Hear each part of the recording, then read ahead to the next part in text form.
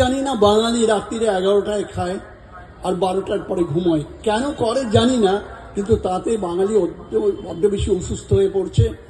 Diabetes ঘরে ঘরে আসছে, প্রেশার ঘরে ঘরে আসছে। আপনারা একটু সাবধান হয়ে টাইম টেবিলটাকে একটু চেঞ্জ করুন। খাওয়াটা আগে করুন, ঘুমন 12টার আগে, আর সকালে রোদে হাঁটুন। এই তিনটে জিনিস আপনাদের অনেক কিছু প্রবলেম সলভ করে দেবে। কিছু কিছু প্রবলেম আছে, হাঁটলে যদি ব্যথা বাড়ে হাঁটুন, না বাড়বে না।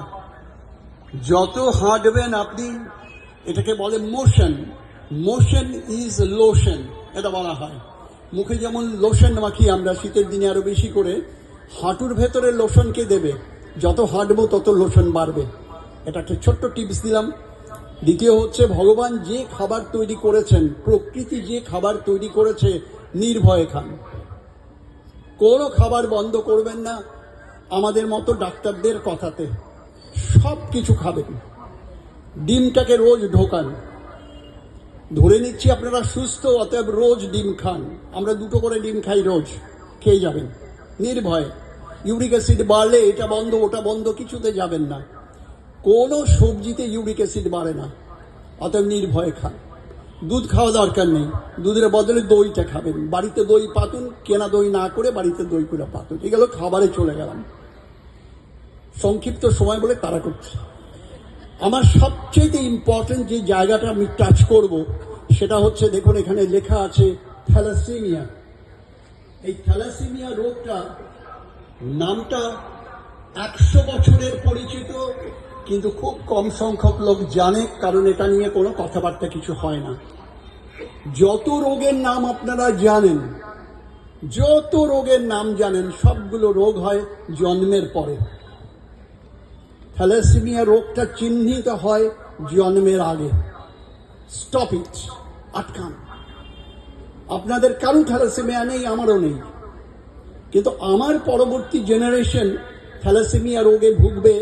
যদি এই যে মেয়েটি এখন গিটার বাজালো, এত সুন্দর বাজালো, তাকেই আমি দেখছি, আমি তাকে বলবো তার বন্ধু বান্ধব সবাইকে, রক্ত পরীক্ষাটা করলাম। একটা রক্ত পরীক্ষা, সারা পৃথিবী 2টো ভাগে ভাগ হয়ে গেছে। একটা হচ্ছে থ্যালাসেমিয়া রোগের বাহক অথবা বাহক নই। 90% হচ্ছে বাহক নই। তাদের নিয়ে আমাদের কোনো মাথা ব্যথা নেই, আপনাদেরও কোনো মাথা ব্যথা নেই। যে ছোট্ট শতাংশ, 10% বাহক, এই বাহক যদি বাহককে বিয়ে করে তাহলেই থ্যালাসেমিয়া রোগ হবে, আদারওয়াইজ রোগ হবে না। 90% লোক যদি 10% লোককে বিয়ে করে, কোনোদিনও থ্যালাসেমিয়া হবে না। তাহলে থ্যালাসেমিয়া হওয়ার জন্য দরকার হচ্ছে, আমি একটা ব্লাড টেস্ট করে নেব, একটা মাত্র টেস্ট। সরকারি হাসপাতালে বিনা পয়সায় হয়, প্রাইভেটলি 800 থেকে 1500 হয়। রোটারির মাধ্যমে যদি যান 100 টাকা বা 160 টাকায় হয়ে যাবে। তাহলে এই ব্লাড টেস্টটা যদি আমি বিয়ের আগে অবশ্যই করি, তাহলে আমি বুঝবো আমি বাহক না বাহক নই। যদি বাহক নই, চুপ করে বসে থাকুন, কিচ্ছু ভাবা দরকার নেই। যাকে পছন্দ তাকে বিয়ে করে ফেলুন, সে যদি রাজি হয়। জোর করে করবেন না। যদি আপনি ক্যারিয়ার হন, আপনি মানে আপনাদের বলছি না, যে বিবাহ যোগ্য, যে বিয়ে করতে যাচ্ছে, সে যদি ক্যারিয়ার হয়, সে কিন্তু সুস্থ, 100% সুস্থ। অমিতাভ বচ্চন বাহক, সুস্থ।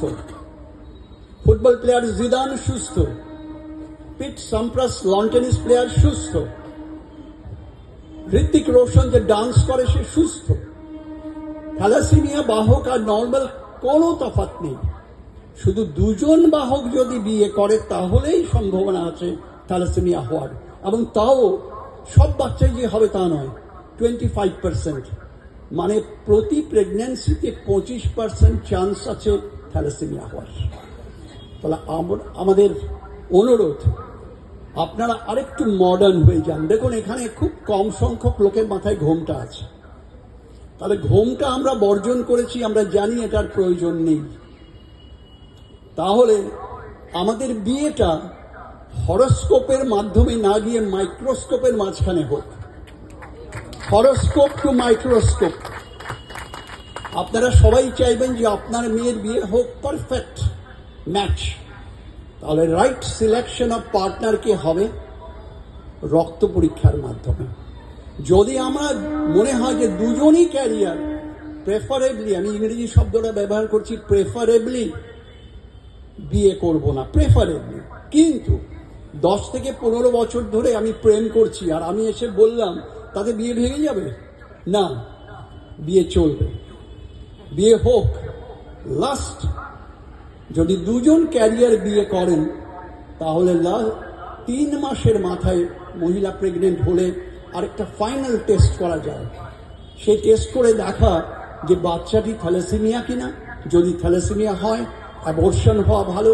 যদি না হয়, মানে ক্যারিয়ার প্রেগনেন্সিতে যদি থ্যালাসেমিয়া না হয়, তাহলে প্রেগনেন্সি চলবে। আমরা এত ভয় পাচ্ছি কেন? থ্যালাসেমিয়া হলে হয়টা কি? 5 থেকে 6 বছরের বেশি শিশুটি বাঁচবে না, তার শরীরে রক্ত তৈরি হয় না, তাই বাইরে থেকে রক্ত দিতে হয়। কত রক্ত দিতে হয়? আমি কিছুদিন আগে একটা জায়গায় গেছিলাম, 1 ডিসেম্বর, সেটা হচ্ছে এইডস ডে, যেখানে হওয়ার সম্ভাবনা বেশি থাকে, সেখানেই গেছিলাম দিনের বেলার কথা বলতে। সেখানে 26 বছরের একটা ছেলে এলো, সে থ্যালাসেমিয়া রোগী। সে যা বলল, আমি আপনাদের তাই বলছি, আর কিছু বলছি না। সে বলল, আমি 5 বছর বয়স থেকে রক্ত নিই। আগে 4 বোতল রক্ত নিতাম, মাসে 4 বোতল। এখন 2 বোতল নিই, মাঝে মধ্যে 3 বোতল নিই। কত খরচা হয়? মাসে 15 থেকে 20 হাজার টাকা মাসে। ওকে জিজ্ঞেস করলাম, তুমি কিছু বলবে আমাদের? ও বলল, আমার মা আর বাবা যদি 25 বছর আগে বিজ্ঞানসম্মতভাবে বিয়ে করতেন, তাহলে আমার জন্ম হতো না, আমার মতো এত কষ্ট আর ভোগ করতে হবে না কাউকে। এটা ওর কথা বললাম। এটাই আমরা বলছি, সারা ভারতবর্ষে কয়েক লক্ষ বোতল রক্ত প্রতি বছর দরকার হয় চিকিৎসার জন্য। এটাকে কিন্তু আমরা আটকাতে পারতাম। গতকাল আমার আন্ডারে একজন ইডিএফ, মানে যোধপুর পার্কের ইডিএফ এ ভর্তি আছেন একজন ভদ্রমহিলা। তার অপারেশন আজকে হতে পারতো, কিন্তু আমরা করতে পারিনি, কারণ আমরা ব্লাড জোগাড় করতে 2 দিন চলে গেল। আমরা আজকে দিয়েছি ব্লাড, কালকে দেবো ব্লাড, পরশুদিন অপারেশন করব। তার মানে ওই ব্লাডটা যদি বেঁচে যেত, আটকে রাখতে পারতাম, তাহলে রোড ট্রাফিক অ্যাক্সিডেন্ট বলুন, ফ্র্যাকচার বলুন, তাতে আমরা রক্তটা ব্যবহার করতে পারতাম।